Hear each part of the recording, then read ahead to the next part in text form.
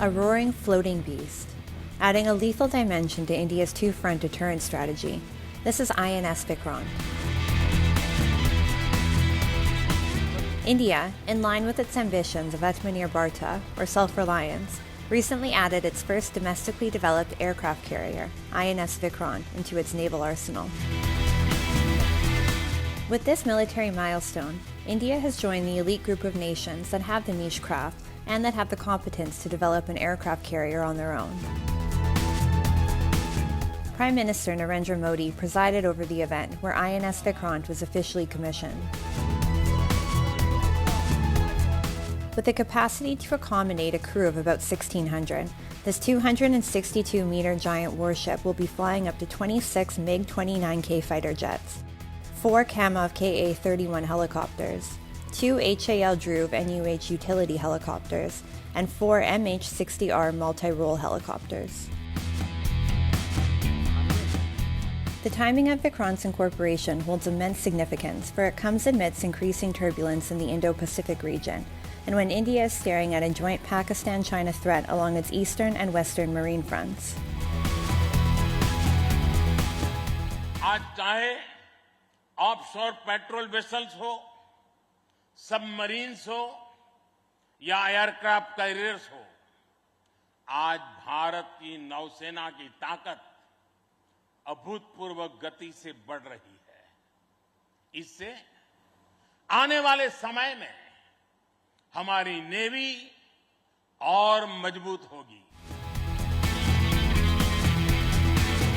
Vikrant's entry also marks the advent of India's indigenous military expedition that experts believe will take enormous leaps in the coming decades. With Vikrant as its flagship, New Delhi is aggressively shifting its gears towards domestic manufacturing for its military needs. The ship can, like any other warship, be utilized to project power, to ensure safety and security at high seas, and also provide credible deterrence with extreme visibility. All three wings of its military, the Army, Air Force, and Navy, have been working to enhance their indigenous manufacturing capabilities. Tejas, the indigenously developed light combat aircraft, has equipped the Indian Air Force with much-needed firepower and operational requirements.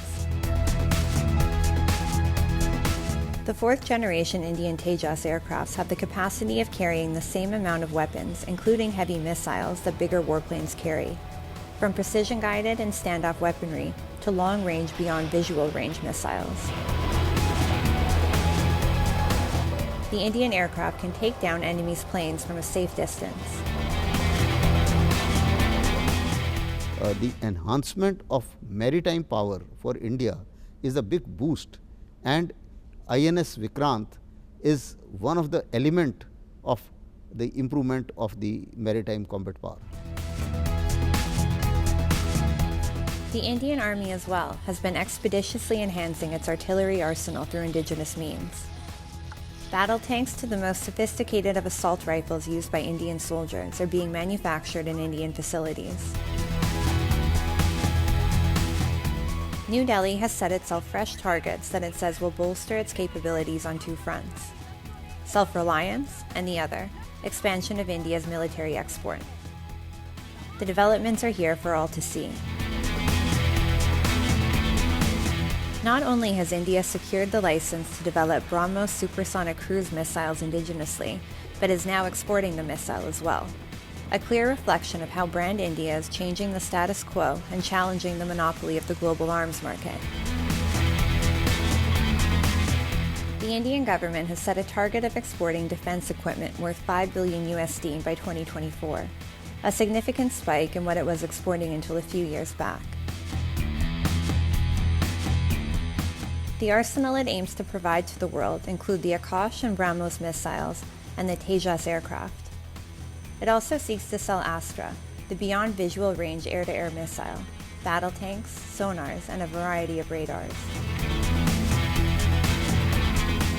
With the second largest number of troops, the third largest defense spender, India is on its way to become an even stronger military force, with this indigenous push providing it a more robust weapon arsenal. Some observers say that the world must acknowledge and be wary of India's advancements, especially Pakistan and China, who are anxious about India's rising military presence.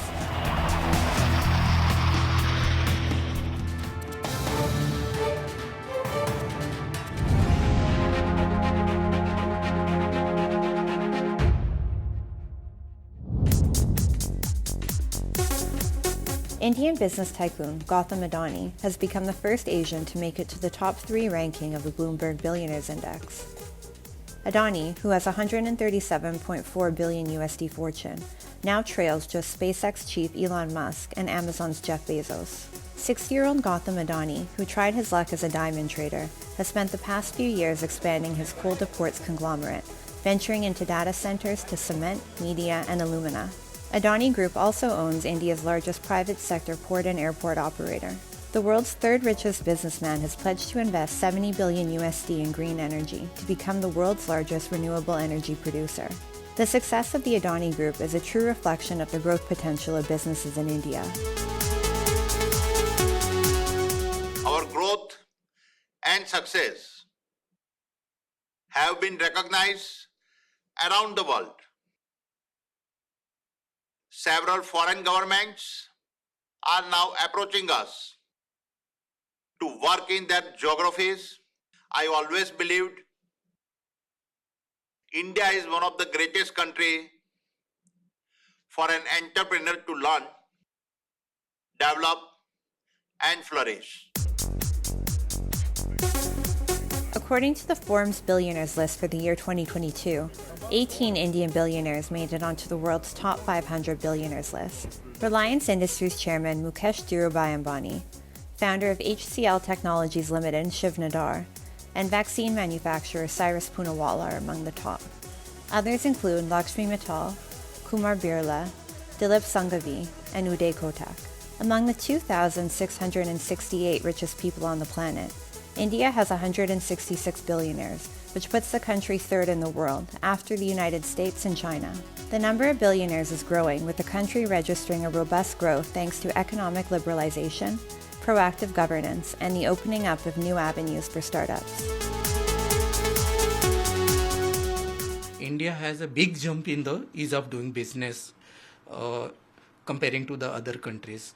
So, and if you'll see, we have a number of startups in India, biggest in the world, and they are doing well also. So that is the main reason. India is producing many young billionaires in sectors like online shopping, real estate, financial services, pharmaceuticals, and consumer goods. While many countries like Russia are witnessing a decline in the number of billionaires due to political conflicts and the pandemic and its after effects, India is on the growth trajectory, owing to an exponential rise in investment opportunities. The country remains the world's fastest growing economy, with the GDP expanding 13.5% in the April-June quarter, the quickest in a year. It came as no surprise when India recently overtook the United Kingdom to become the 5th largest economy in the world. According to a Bloomberg report, the size of the Indian economy in nominal cash terms in the quarter through March 2021 was $854.7 billion USD, while the UK was $816 billion USD. The synergized efforts of both private and public sectors are responsible for a consistently sharp rise of the Indian economy.